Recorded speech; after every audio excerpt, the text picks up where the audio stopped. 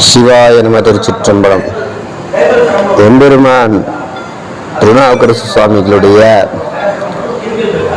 திருவடியை நினைந்து கொண்டு நம்ம எல்லாம் ஆளுகின்ற எம்பெருமாட்டி மட்டுவார் குழமை சமேத தாய்மானவருடைய பொன்னார் மலர் கமல பாதங்களையும் ஐயா அம்மா திருவானைக்கோயிலை விட்டிருக்கின்ற ஐயா அம்மார்களுடைய மலர் பாதங்களை மனம் மொழி மெய்யாலே வணங்கிக் கொண்டு இன்றைய நாளிலே எம்பெருமான் திருநாவுக்கரசு சுவாமிகளுடைய 151வது பாடலிலே சுவாமி அவர்களுடைய தொண்டு திறம்பட உரைக்கப்படுகின்றது. எம்பெருமான் சேக்கிழார் பெருமான் அருமையாக சொல்லியிருக்கின்றார். பொன்னார்ந்த திருவடிக்கு என் விண்ணப்பம் என்று எடுத்து பொன்னார் திருவடி கொண்டுண்டு விண்ணப்பம் என் ஆவி காப்பதற்கு இச்சை உண்டு. ஏன் அப்படி சொல்றார் சுவாமினா, அமன் சமயத்தினாலையும் அமணர்களுடைய அந்த அமணர்கள் ஆகிய சமண சமயத்தினால தன் வாழ்வியல் மிகவும் நலிவுற்று போனது.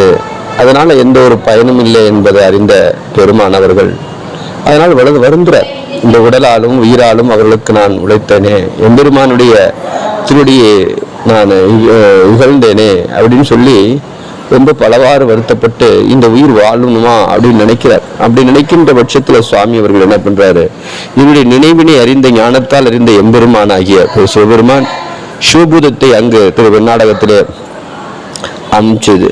அனுப்பித்து அவர் தூங்கானை மடத்தில் அனுப்பிச்சு அவருக்கு ரிஷபக்குரியும் சூளக்குரியும் சுவாமிக்கு போடுறாங்க.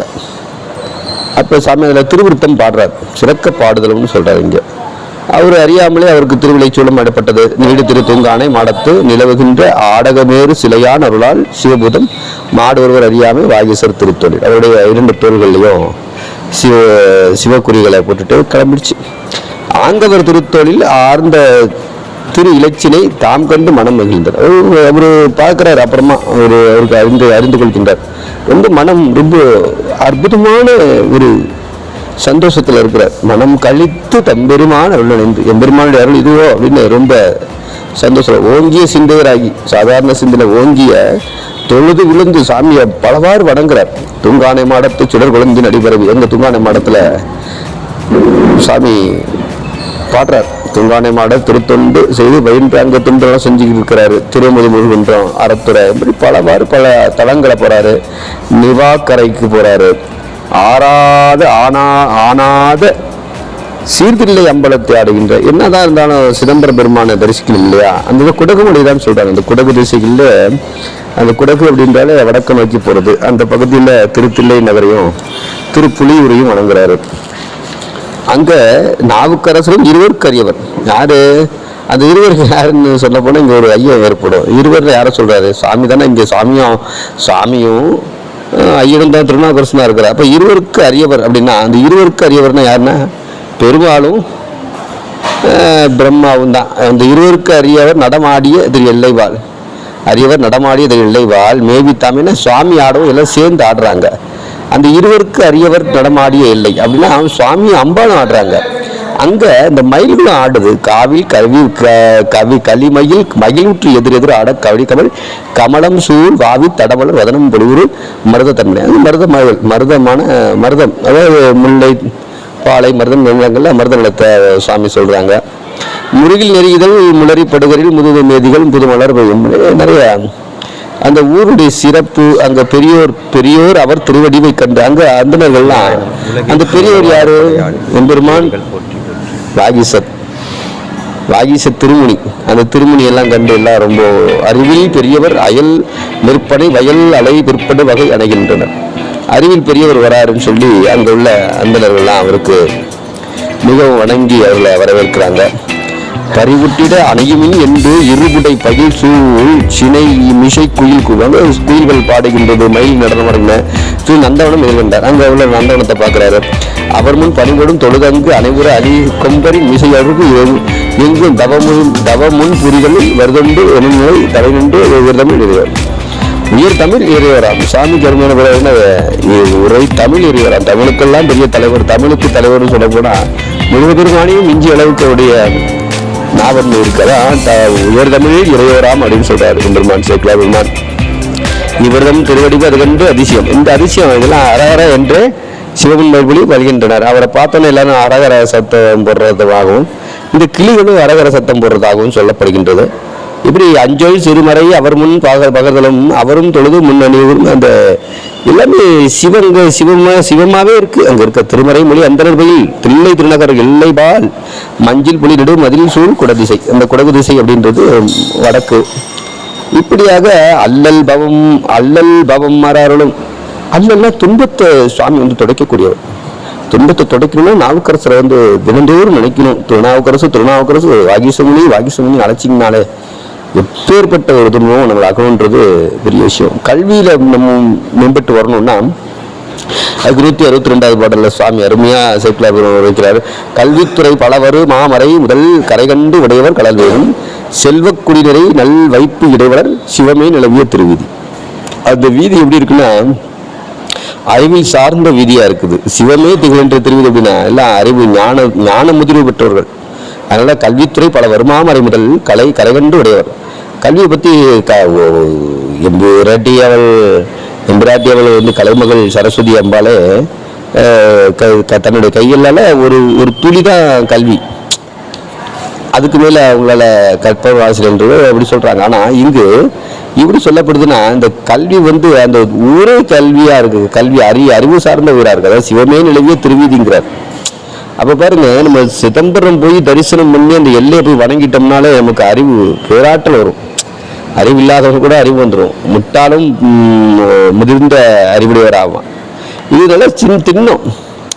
அதனாலதான் அந்த காளிதாஸ் காளியை பாடுறாரு. அந்த காளி நடனம் பொழுது தில்லையில அங்க தனி கோயில் இருக்கு காளியம்மாக்கு. அது இங்க சொல்லப்படலை, இருந்தாலும் சொல்றேன். அப்ப காளிதாஸ் பாடியதும் இல்லை, சுவாமியோட அனுக்கிரகம் இல்லைன்னு எதுவுமே இல்லை. அப்பேற்பட்ட ஒரு வீதி தான் தில்லை.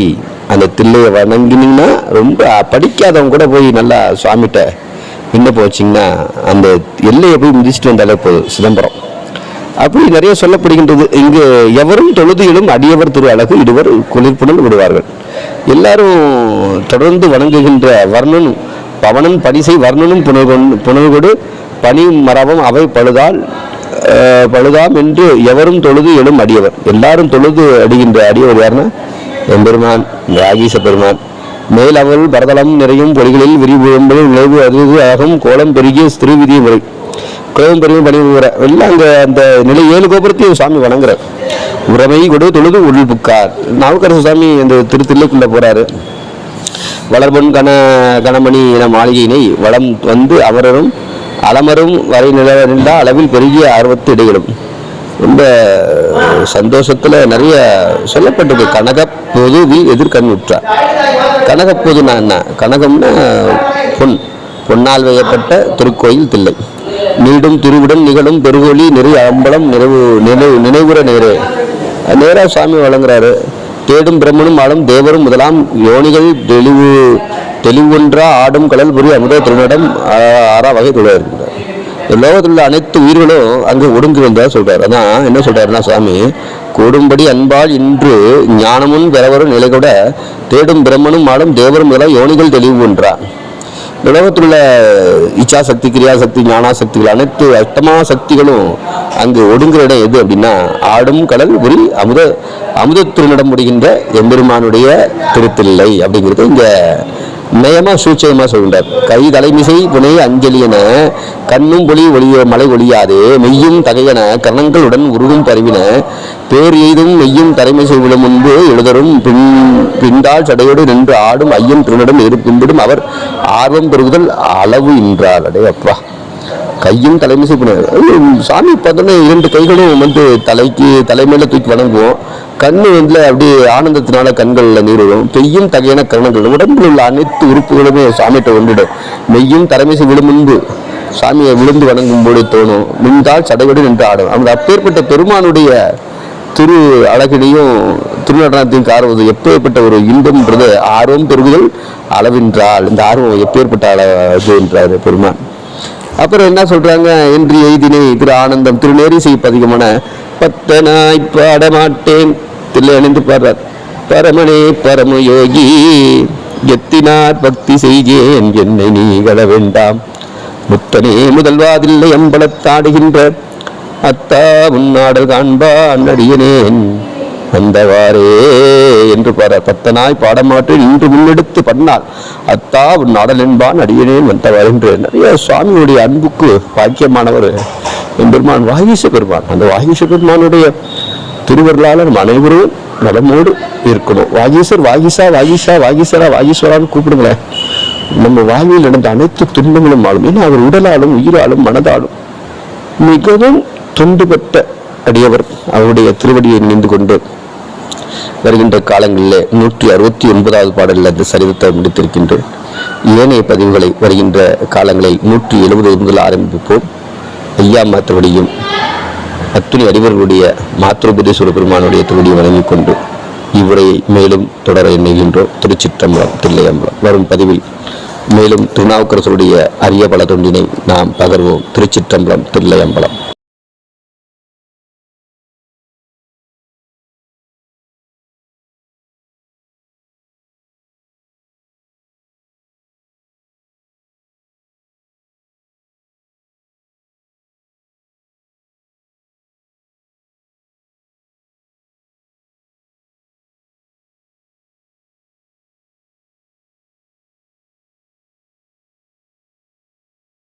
ஓப்பனிங்ல மேற்கு தொடர்ச்சி மலையில இருக்கிற சத்தியமங்கலம் காட்டு பகுதியில ஒரு பையன் பொழுது சாயவும் ஆடுகளை மேய்ச்சிக்கிட்டு வீட்டுக்கு வந்து ஆடுகளை